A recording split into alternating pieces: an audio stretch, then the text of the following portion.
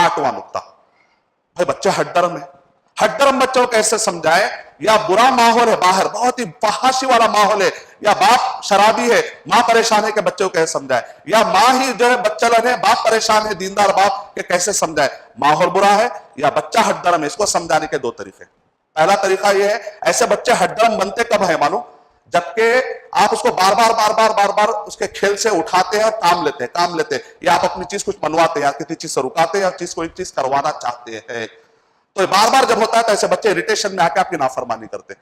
तो आप देखिए कि यहाँ बार बार तो नहीं बच्चों को परेशान कर रहे। दूसरा, बच्चा जो बच्चा नाबालिग होता है, उसके शौक को पकड़कर काम करवाए, ये गुर है, ये फन है, उसका क्या शौक है देखे। वो बच्चा अगर पेंटिंग करता है तो बोले क्या तुमने पेंटिंग की, माशाल्लाह अच्छा है।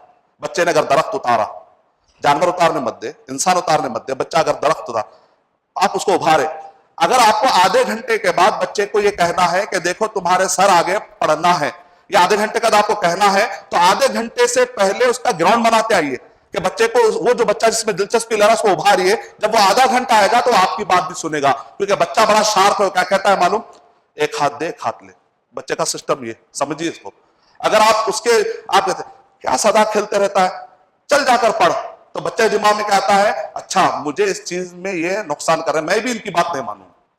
उसकी जो चीज अच्छी होती है उसको उभारते हुए, उसके शौक को पकड़ते हुए, अरे क्या खेलते हैं, बहुत अच्छा खेलते हैं बेटा, टाइम पे पढ़ भी लेना, उसके शौक को पकड़ के तरबियत कीजिए। एक तरीका है उलमा इकराम ने कहा। दूसरा तरीका क्या है, अगर माहौल खराब है तो यहां पर अंबिया इकराम और सहाबा इकराम और नबी सल्लल्लाहु अलैहि वसल्लम के सीरत के किस्से बहुत ज्यादा देर तक सुनाना पड़ेगा, जितना हो सके टाइम गुजारना पड़ेगा, तब जाकर आप अपने बच्चे को बचा सकते हैं।